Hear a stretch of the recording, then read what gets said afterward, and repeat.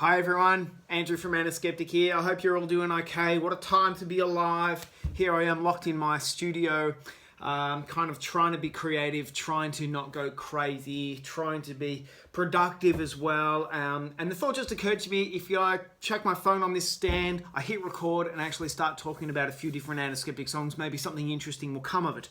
I've chosen to talk about Tears Simone, a song that we wrote for the Memoirs of a Common Man album. So a little while ago now, but that was certainly a song that really kind of dropped on me fully formed. I had a vision for the story of the song, the melodies, the guitar parts, the drums, the whole package, and it really came off on that record. I feel like that's one of the strongest songs, certainly on a message level and maybe on a melodic level as well. So the basis of the song is this, that it's part history and part fiction with an underlying message of resilience. So the history element is that January 5, 1975, a ship by the name of the Lake Illawarra was sailing up the Derwent River and hit the support structures for a bridge called the Derwent Bridge. Hit them and they collapsed, and a section of the bridge actually collapsed at the same time. About 13 people died, which is very tragic. And early in the early 2000s, I was traveling down there and went across the new bridge, looked over the edge, and saw that there were several pylons across the river. I did a little investigation. I was like, oh, clearly there was another bridge here. And then I read about this story. A very interesting one and very sad one, of course. And then my imaginative brain kicked into gear. And I thought, there's a song in this. Now, what is it? And I thought, what if a busload of kids actually went off the bridge just the moment that it all collapsed? Tragic, you know, it's a very macabre kind of theme and thing to think about, but I thought, what if there's one kid who missed school that day and therefore wasn't on the bus, but their whole class was wiped out? You know, how would that kid cope? And this is where the message of the song, I guess, kind of kicks in, the song being about resilience and how do you pick yourself up after a tragic loss, and how do you deal with loneliness? And so, yeah, I'm a big fan of like standalone strong melodies. So the verses, you know, beneath these restless waves of vessels in its place it lies, we forget and live our lives. I just love melodies where you could just belt them out into a microphone in front of a big audience that knows the song and everyone would just be singing back. There's no tentativeness about that melody. It's out there, it's bold, and it's proud. It jumps right around the scale and doesn't spend a lot of time on the first and the third and the fifth of the scale, etc., to talk sort of music jargon. It really kind of moves around. And that's the theme that I want to take throughout the song. So the pre-chorus, Tears Simone, she draws a tear and paints a picture with them, for she's alone and all her fears are empty desks and long hallways. And so that's a vision of her sitting in this room and every other desk is empty. And everybody says deal with the pain. In times of tragedy and loss in our lives, it's quite often that people go, oh, you'll be right. You'll be right. Come on, just chin up. You'll be right. Move on.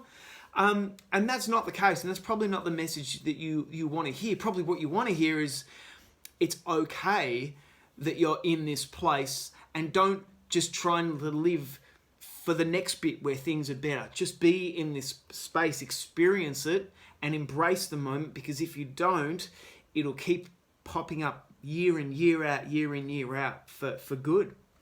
And so I guess that's the basis of that line. One interesting thing about the chorus is I've often said to young people writing music, you've got to save something for the chorus. I don't know what you've got to save, but it's got to be a moment that really pops up and out. And so for me, the basis of that particular thing was one chord, a chord that people didn't expect. So, closer to the edge, her friends don't seem so far away. It was that chord there. I could have easily gone closer to the edge, her friends don't seem so far away.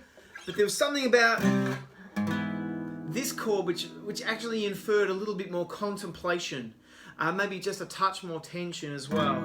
Far away.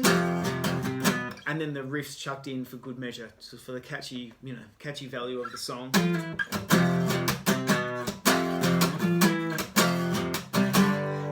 resolve of the song, the moment of redemption of the song is actually the bridge. I moved to inner peace, and she's making up her mind. She's standing on both feet, but this is not the day for flight. Freedom, you suppose, is not over the edge. You have not lost the fight, 'cause the fight's not over yet. Now that line there, you have not lost the fight, but the fight's not over yet. See, the rest of this whole song might just be sort of melodic and narrative framing, but for someone who is going through some real hardship in their lives, you have not lost the fight, 'cause the fight's not over yet. The amount of times I've sung that line in front of an audience and a person in front of me has their finger up, they close their eyes, and they're singing it like they mean it. You don't know what lines are going to mean something to the people that you're singing to. I remember after Antiskeptic finished, and I was like, that's it. I've done all of the cool stuff that I'm ever going to do in my life. I remember listening to a song by Jimmy Eat World called Big Casino, and there was this one line that just said, there's still life worth living when your prime comes and goes. And at the ripe old age of like 31 or 32 or however old I was, the finish of Antiskeptic 2008, I thought that I'd done everything in my life that I was ever going to be proud of.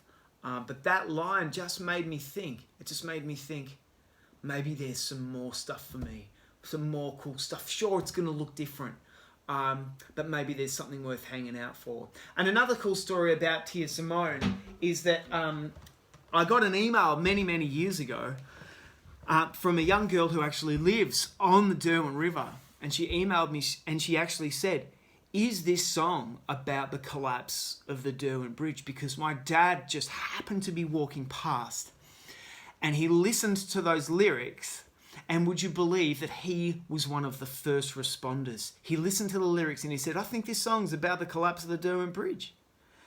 And so that's why she emailed me, and she said he swam out with a dinghy and got people onto his dinghy and got them back to shore. Now, you don't know where your songs are going to connect, but that's a pretty cool story that I just wrote that song, added in a whole bunch of fictional elements, put a message behind it, but it planted and it landed in the heart and mind of someone who was there. Crazy stuff like that happens with songwriting. Anyway, I've prattled on for far too long. I hope you're doing okay.